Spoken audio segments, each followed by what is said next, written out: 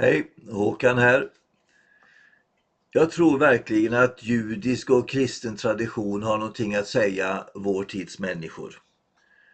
Det är visserligen tal om tusenåriga traditioner och Bibeln är ju skriven i en österländsk kultur medan vi som spelar in det här lever i en västerländsk kultur. Mycket har också ändrats genom årtusendena. Inte desto mindre är det bibliska innehållet i stort sett tidlöst. Vi kan alltså lära av människor som har levt tusentals år tillbaka i tiden.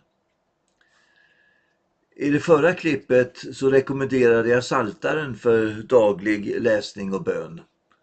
I Psaltaren så har det samlats levnadsvisdom från olika livssituationer. Och i det här klippet ska jag säga något mer om hur skriften i sin helhet växte fram. Och så ska jag i avslutningen förklara varför jag kallar det här avsnittet för Tanak. Men vi tar det från början. Först kommer alltså de 5 Moseböckerna. Och den judiska och kristna traditionen anger Moses som författare. Jag läser i andra Mosebok 17:14. Herren sade till Moses, skriv upp detta i boken så att ni inte glömmer det. Och i 24 kapitlet, den 4:e versen, heter det att Moses skrev ner alla Herrens ord.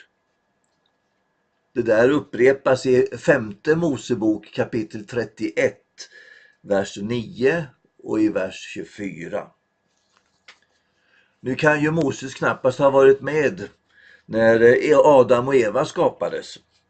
Han kan inte heller ha skrivit ner berättelsen om hur det gick till när han själv dog. Men det förändrar inte trovärdigheten eftersom Moses hade goda medarbetare omkring sig också när det gällde själva skrivandet. Och även om olika personer har skrivit i de 5 Moseböckerna så kommer de för alltid att tillskrivas Moses. Inte konstigt med det. Men vad säger då forskningen? Originalrullarna finns ju inte kvar eftersom de inte använde arkivsäkert bläck på den tiden. I det gamla Israel så var man noga med att bevara vad Moses hade sagt och skrivit. Moses levde på 1400-talet före Kristus och vad han skrev ner fick skrivas om från generation till generation. Och vi vet att det skedde med största noggrannhet. Texten var ju helig och det får inte förvanskas. Vi vet också att när det andra templet restes i Jerusalem 500 år före Kristus, då var de 5 Moseböckerna intakta och användes i gudstjänsten. De betraktades som sagt som helig skrift eftersom Moses låg bakom dem.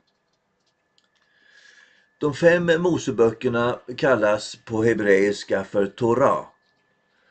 Och ordet Torah det syftar på Guds vilja, på Guds instruktioner, på hans lära, undervisning.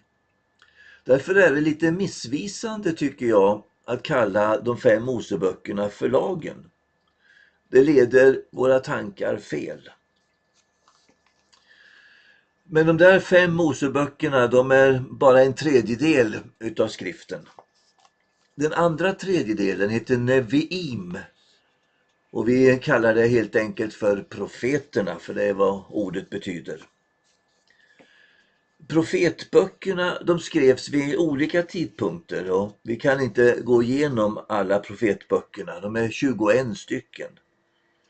Men generellt kan sägas att de var färdigskrivna vid tiden för den babyloniska fångenskapen eller tiden efter den babyloniska fångenskapen.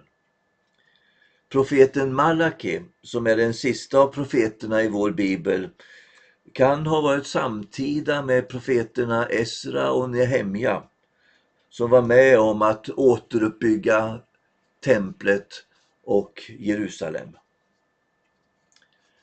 Till en början fanns det ganska många profetiska böcker, men de som definitivt kom att betraktas som heliga, de där 21 som jag nämnde om, de avgränsades ungefär på 200-talet före Kristus.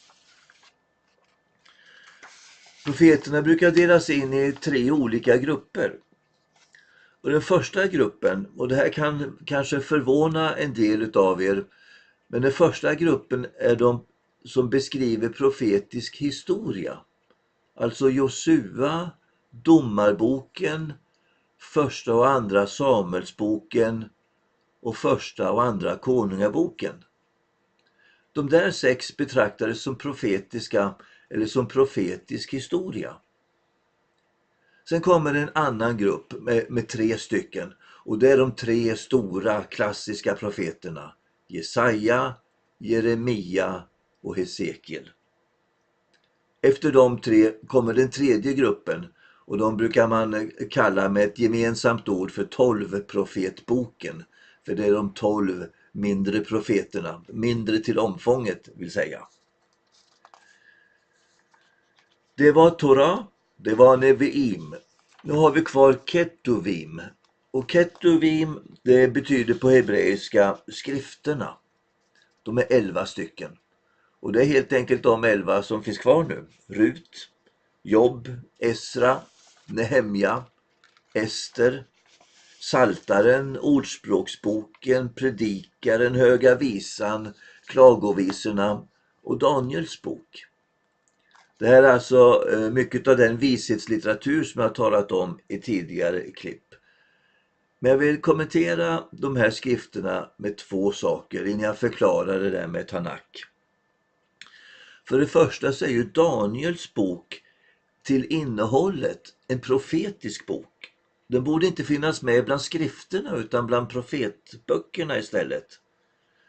Men det fanns rabbiner som menade att Daniels bok var skriven efter att den profetiska tiden hade tagit slut. Och därför sorterade man in den bland skrifterna. För det andra så har jag nu räknat upp skriftens 39 böcker utom 2, nämligen första och andra krönikeboken. De hör ju också till skrifterna. Men att jag vill ha dem här på särskild plats är därför att de är placerade sist i Gamla testamentet. Det är de ju inte i våra biblar, men i den hebreiska bibeln. Det betyder att sista kapitlet i andra krönikeboken blir extra intressant för oss kristna, eftersom boken slutar med Jerusalems förstöring och drömmen om ett nytt tempel.